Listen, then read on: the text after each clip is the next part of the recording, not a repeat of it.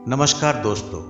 कहते हैं जब बुरा वक्त आता है तो अपने भी साथ छोड़ जाते हैं और जो साथ देता है वह बिना मतलब तो कतई नहीं। संस्कृति के साथ भी ऐसा ही हुआ जब उसके पति अविनाश को कोरोना हुआ। अविनाश सुबह समय से उठा नहीं तो संस्कृति को चिंता हुई। उसने अविनाश को उठाते हुए उसके माथे पर हाथ रखा। माथा तप रहा था। संस्कृति घबरा उठी। अविनाश को तेज बुखार था। 2 दिन से वह खांस भी रहा था।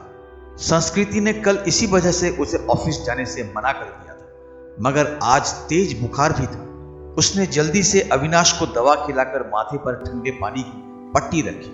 संस्कृति और अविनाश की शादी को अभी ज्यादा वक्त नहीं गुजरा था। 2 साल ही हुए थे। पिछले साल तक सास ससुर साथ में रहते थे, मगर कोरोना में संस्कृति की जेठानी की मौत हो गई तो सास ससुर बड़े बेटे के पास रहने चले गए। उसके बाद कोरोना का प्रकोप बढ़ता ही गया। पिछले कुछ समय से टीवी चैनल्स पर दिल्ली के अस्पतालों में कोरोना से जूझने वालों की हालत देखकर वह ऐसे भी परेशान थी। कहीं वेंटिलेटर नहीं तो कहीं ऑक्सीजन नहीं। मरीज को अस्पतालों में बेड तक नहीं मिल रहा था। ऐसे में अब उनका क्या होगा, यह सोचकर ही वह कांप उठी। जल्दी से उसने मां को फोन लगाया। मां, अविनाश को सुबह से बहुत तेज बुखार है, क्या करूं? बेटा, यह समय ही बुरा चल रहा है। राजू भी कोरोना पॉजिटिव है, वरना उसे भेज देती। हम खुद उसकी देखभाल में लगे हुए हैं। तू ऐसा कर, जल्दी से डॉक्टर को बुला और दवाएं शुरू कर। हाँ मां, वह तो करना ही पड़ेगा। मेरी सास की भी तबीयत भी सही नहीं चल रही है, वरना जेठ जी को ही बुला लेती। घबरा नहीं बेटी, धैर्य से काम ले, सब ठीक हो जाएगा। मां ने समझाने का प्रयास किया। संस्कृति ने पति का कोरोना टेस्ट कराया। तब तक फैमिली डॉक्टर से पूछकर दवाई भी देती रही। इस बीच अविनाश की हालत ज्यादा खराब होने लगी तो वह उसे लेकर अस्पताल भागी। 2 अस्पतालों से निराश लौटने के बाद तीसरे में मुश्किल से बेड का इंतजाम हो सका। सास ससुर और जेठ भी दूसरे शहर में थे, सो मदद के लिए आ नहीं सके। वैसे भी दिल्ली में लॉकडाउन लगा हुआ था। रिश्तेदार चाहकर भी उसकी मदद करने नहीं आ सकते थे।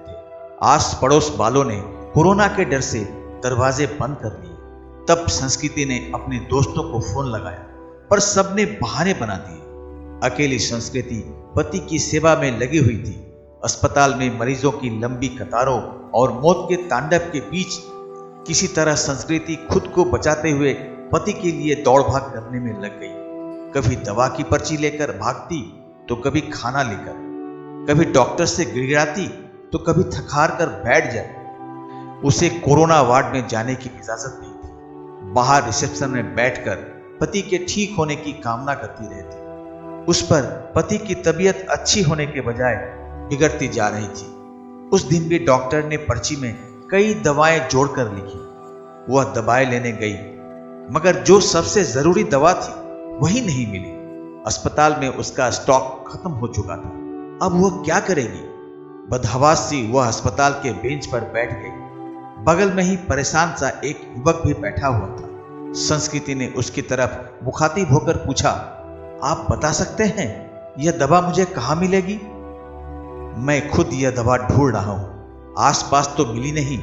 मेरे दोस्त ने बताया है कि नोएडा में उसकी शॉप है। उसने कुछ दवाएं स्टॉक करके रखी हैं, सो वह मुझे दे देगा। अभी जाने की ही सोच रहा था। पर्ची लाइए, मैं अपने साथ आपके लिए भी दवा ले आता हूं। बहुत मेहरबानी होगी। सुबह से इसके लिए परेशान हो रही थी। पसीना पोंछते हुए संस्कृति ने कृतज्ञ स्वर में कहा, मेहरबानी की कोई बात नहीं, इंसान ही इंसान के काम आता है। बस इतना शुक्र मनाइए कि दवा वहां मिल जाए। कहकर वह चला गया। करीब 2-3 घंटे बाद लौटा तो उसके चेहरे पर परेशानी की लकीर के बावजूद खुशी थी। यह लीजिए, बड़ी मुश्किल से मिली, मगर मिल गई, यही बहुत है। बहुत बहुत शुक्रिया। कितने की है? संस्कृति का चेहरा भी खिल उठा था। अरे नहीं, पैसे की जरूरत नहीं, आप पहले यह दवा खिलाइए मरीज को। उस दिन के बाद से दोनों में बातचीत होने लगी। वह अपने भाई की देखभाल में लगा था और संस्कृति पति के लिए दौड़ भाग कर रही थी। दोनों का दर्द एक सा ही था। संस्कृति जब भी व्यथित होती तो उसके कंधों पर सिर रखकर रो लेती। कोई चीज लानी होती तो प्रतीक लेकर आता, संस्कृति को घर छोड़कर आता। धीरे धीरे तकलीफ के इन दिनों में दो अजनबी एक बंधन में बंधते जा रहे थे। उनके बीच एक अजीब सा आकर्षण भी था जो दोनों के इस बंधन को और मजबूत बना रहा था। एक दिन अविनाश का ऑक्सीजन लेवल काफी घट गया। अस्पताल में ऑक्सीजन सिलेंडर नहीं था। तब प्रतीक ने यह जिम्मेदारी अपने ऊपर ले ली। पूरे दिन कड़ी धूप और गर्मी में लाइन में लगकर आखिर वो ऑक्सीजन सिलेंडर लेकर ही लौटा था। उस दिन संस्कृति ने पूछा था, आप मेरे लिए इतना कुछ कर रहे हैं, इतना ख्याल रखते हैं, मगर क्यों? मैं तो आपकी कुछ भी नहीं लगती।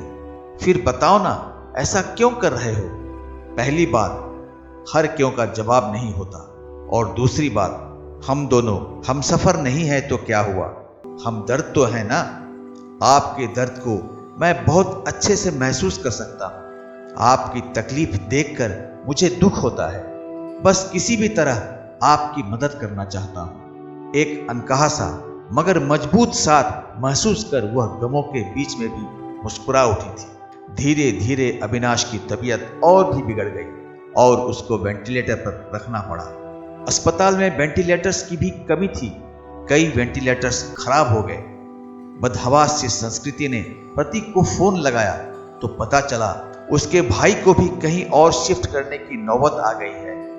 आप चिंता ना करो संस्कृति जी, मैं अपने भाई को जिस अस्पताल में लेकर जा रहा हूँ, आपके पति को भी वहीं लेकर चलता हूँ। वहाँ वेंटिलेटर की सुविधा है और डॉक्टर्स भी अच्छे हैं। प्रतीक ने उसे ढांढस बंधाया और फिर जल्दी ही शिफ्टिंग की सारी व्यवस्था करा दी। शाम में सब निबट गया तो प्रतीक का हाथ पकड़कर रूधे गले से संस्कृति इतना ही कह सकी, आप नहीं होते तो पता नहीं क्या होता। मैं नहीं होता तो कोई और होता। अच्छे लोगों की मदद के लिए कोई ना कोई आ ही जाता है। ऐसा नहीं है प्रतीक जी, मैंने अपने दोस्तों, पड़ोसियों और परिचितों सबको देख लिया। इस कठिन समय में कोई भी मेरे साथ खड़ा नहीं। केवल आप हैं जिसे 4-6 दिन पहले तक मैं जानती भी नहीं थी। आज लगता है ऐसे आपके बिना रह ही नहीं सकती। उसकी बात सुनकर प्रतीक ने एक अलग ही नजर से संस्कृति की तरफ देखा और फिर मुस्कुराकर चला गया। संस्कृति के दिल में अजीब सी बेचैनी होने लगी। वह सोचने लगी कि प्रतीक का साथ इस परेशानी के समय में भी कितना सुकून दे जाता है। अस्पताल में मरीजों के रिश्तेदारों की भागदौड़ और परेशानियों के बीच भी चंद लम्हे वह केवल प्रतीक के बारे में सोचती रह गई। इस तरह 2-3 दिन और गुजरे। अविनाश की हालत काफी गंभीर थी। फिर एक दिन सुबह सुबह संस्कृति को सूचना मिली कि उसके पति की मृत्यु हो गई है।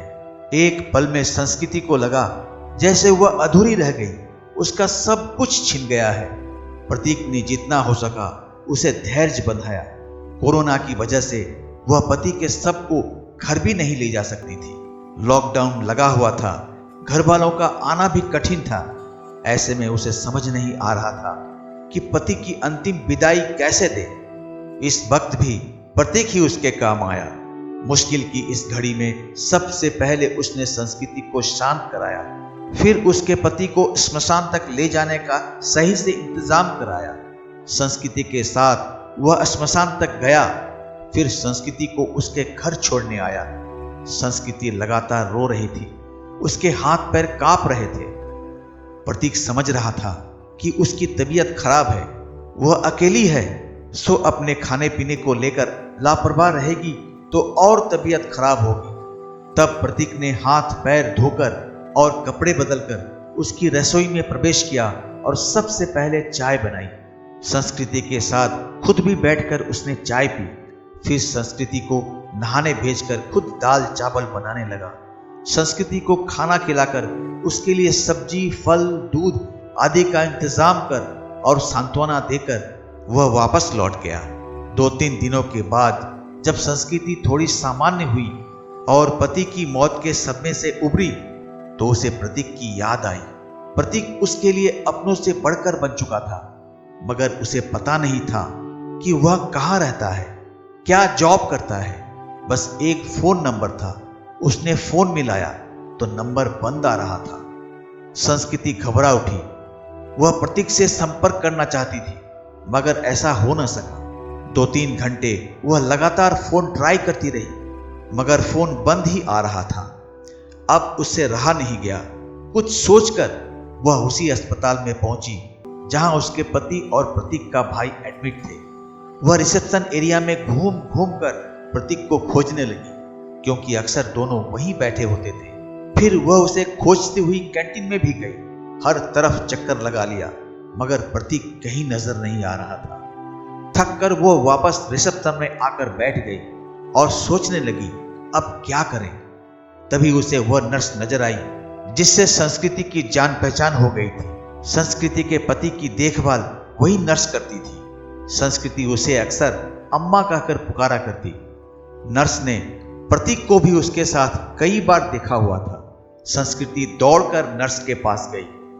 दुखी स्वर में नर्स ने कहा, सॉरी बेबी, तुम्हारे पति को हम बचा नहीं पाए। जो लिखा था वह हो गया, पर यह बताओ अम्मा, आपको प्रतीक याद है जो अक्सर मेरे साथ होता था?